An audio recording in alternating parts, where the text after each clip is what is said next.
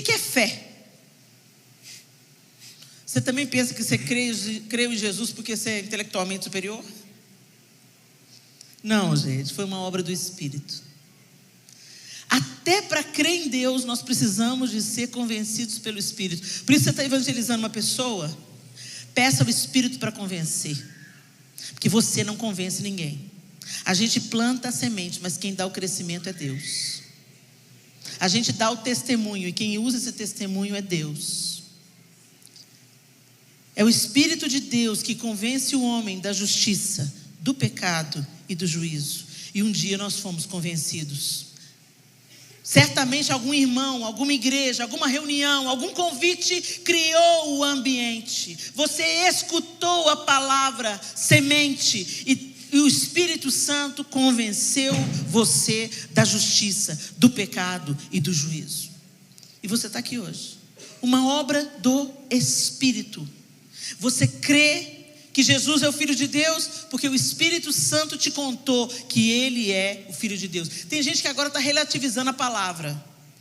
A Bíblia não é toda a palavra de Deus. Ela não é toda inspirada pelo Espírito Santo. Ah, não. E você vai descobrir como? Qual é a parte que é inspirada, qual é a parte que não é inspirada. Isso é um sofisma do diabo para esse tempo. A Bíblia é a palavra de Deus de Gênesis a Apocalipse.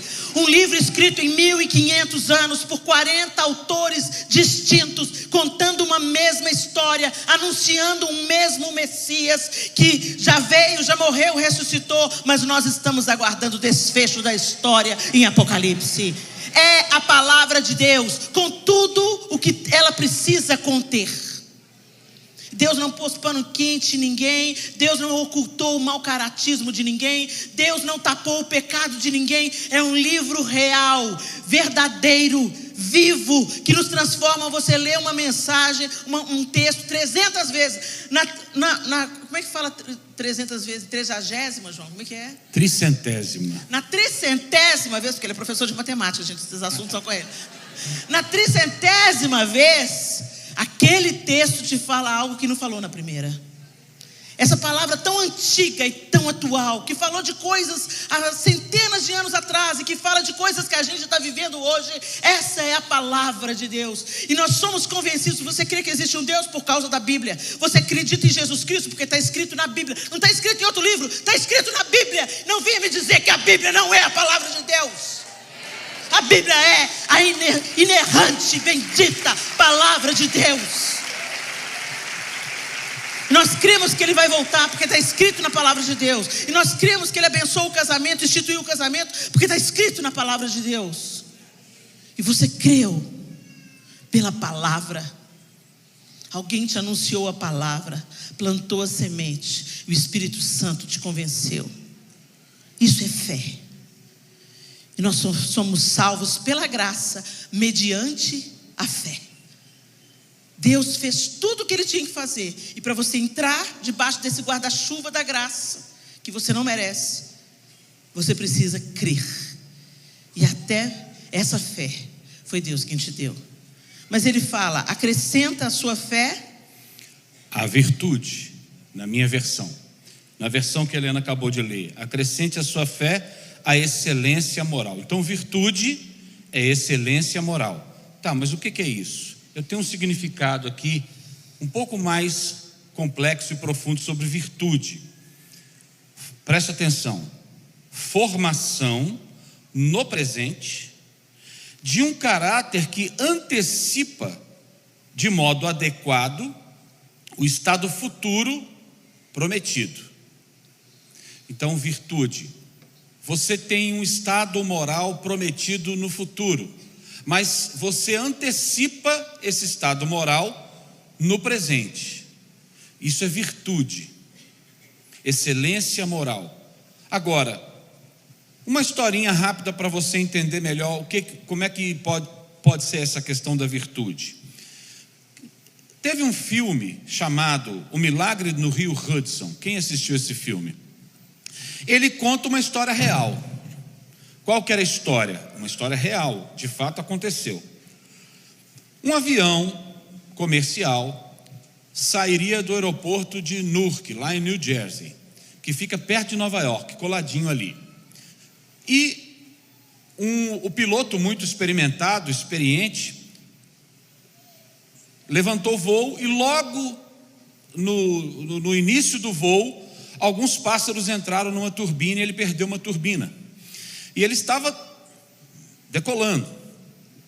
Rapidamente foi detectado o problema, foi comunicado o problema e a torre já começou a fazer algumas inferências e deu uma ordem para ele: olha, vocês têm algumas opções, você pode tentar retornar aqui para o aeroporto em Newark, você pode tentar ir mais um pouco adiante e pousar no JFK, que é o aeroporto de Nova York. E nós temos que decidir isso aqui, você vai tomar um desses caminhos. Mas o piloto, em fração de segundos, muito mais rapidamente do que o tempo que eu já gastei aqui para falar com vocês, o piloto precisou tomar uma decisão. E a decisão do piloto foi absolutamente inesperada para todos. Ele decidiu virar à esquerda e pousar no Rio Hudson. O Rio Hudson atravessa Nova York e New Jersey ali. É perto do aeroporto. Quando você decola desse aeroporto, você vê o rio. E ele tomou essa decisão e ele foi contestado. Foi dada uma ordem a ele para fazer outra coisa, mas ele avaliou ali rapidamente todas as circunstâncias envolvidas naquele problema e ele rapidamente tomou a decisão e foi apoiado pelo seu copiloto ali. E eles fizeram o pouso no Rio, história real, pessoal. E ele pousou o avião no Rio, claro que teve um impacto estranho, diferente, e tomaram todo o cuidado. Enfim, para resumir a história, ele conseguiu fazer o pouso. Dentre todos os passageiros e toda a tripulação, apenas uma pessoa se feriu, que foi uma das comissárias, que precisou ficar em pé para orientar as pessoas, e no impacto ela bateu a perna e machucou a perna. E o piloto ficou ali dentro do avião até que o resgate chegou e todos foram retirados. Ele foi o último a sair do avião. Muito bem, o que eu estou querendo dizer isso, com essa história? Vocês acham que esse cara, nessa fração de segundo, sob pressão, com não sei quantas pessoas ali sob a responsabilidade dele, ele teve um tempo hábil, pensando de uma forma bem natural e bem no senso comum, de avaliar todas as questões ali, o vento, a direção, o espaço que ele teria para pousar, como é que seria o impacto na hora que pousasse na água, para falar assim, essa é a melhor opção? Foi uma coisa que deu para pensar? É uma coisa que todo mundo faria, uma atitude que todo mundo teria de uma forma tranquila? Absolutamente não. Havia algo dentro dele que, numa situação extrema, ele teve que antecipar e executar algo que provavelmente ele foi absorvendo e adquirindo ao longo da vida dele. Vocês imaginam quanto que esse cara deve ter estudado? Quanto que esse cara deve ter se preparado? Quantas experiências ele deve ter vivido antes? Quantas observações ele deve ter feito?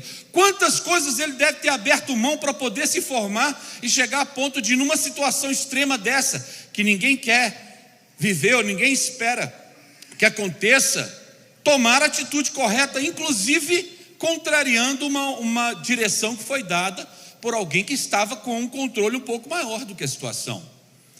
Ele demonstrou excelência, virtude. Ele decidiu e decidiu corretamente. Depois ele foi processado por uma questão de empresas que lidam com seguro. Mas no processo ele conseguiu provar que a atitude dele era a única que seria possível de salvar as pessoas que ele salvou.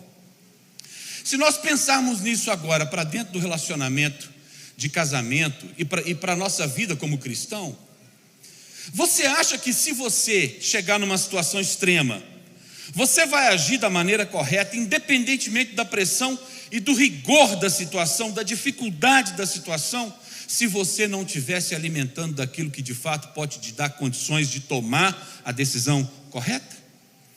Será que nós estamos nos sentindo capacitados para agir com virtude como esse piloto, por exemplo? E o que nós temos que fazer? Talvez a resposta mais clara esteja na palavra. Claro que está na palavra. Eu não preciso abrir não, mas eu quero ler Colossenses, capítulo 3, rapidamente aqui.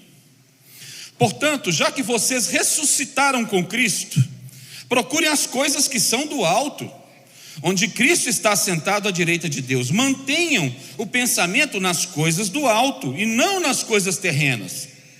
Pois vocês morreram e agora a sua vida está escondida com Cristo em Deus. Quando Cristo, que é a sua vida, for manifestado, então vocês também serão manifestados com Ele em glória. Assim, façam morrer tudo o que pertence à natureza terrena de vocês: imoralidade sexual, impureza, paixão, desejos maus e a ganância, que é a idolatria. É por causa dessas coisas que vem a ira de Deus sobre os que vivem na desobediência, as quais vocês praticam ou praticaram no passado, quando costumavam viver nelas, mas agora abandonaram. Abandonem essas coisas, todas essas coisas: ira, indignação, maldade, maledicência, linguagem indecente no falar. Não mintam uns aos outros, visto que vocês já despiram do velho homem com as suas práticas, e se revestiram do novo, o qual está sendo renovado em conhecimento à imagem do seu Criador. Nessa nova vida, já não há diferença entre grego e judeu, circunciso e incircunciso, bárbaro e cita, escravo e livre, mas Cristo é tudo e está em todos. Portanto, como povo escolhido de Deus, santo e amado, revistam-se de profunda compaixão, bondade, humildade, mansidão, paciência. E eu queria ler agora o verso 16: habite ricamente em vós a palavra de Cristo. Ensinem e aconselhem-se uns aos outros com toda a sabedoria. Cantem salmos, hinos, cânticos espirituais com gratidão a Deus em seus corações. Ou seja, como que você vai poder, em algum dia, em algum momento, em alguma circunstância na sua vida, demonstrar virtude, excelência moral, numa situação extrema na sua vida, ou vendo alguém na situação extrema, em que só um caráter cristão provado e aprovado pode agir para solucionar? É se você fizer o que Paulo está sugerindo aos Colossenses. Você tem que começar a se encher das coisas de Deus, pensar nas coisas do alto, ler a palavra, desenvolver relacionamento com o Senhor. É dessa forma. Se você não faz isso pessoalmente, não faz isso enquanto marido e mulher, na hora que vier o problema, vocês nem sabem como agir. Ou vocês vão agir como as sugestões que vierem do lado de fora. Mas se vocês estão se enchendo das coisas do Senhor, vai ser uma coisa surpreendente até mesmo para você. Olha, eu fui exigido ao extremo aqui, e a minha reação foi com excelência moral. Demonstrou que eu adquiri virtude. Eu antecipei algo no presente que só lá na frente eu imaginei que eu pudesse desenvolver. Isso não é para qualquer pessoa, são poucos os que chegam nessa situação.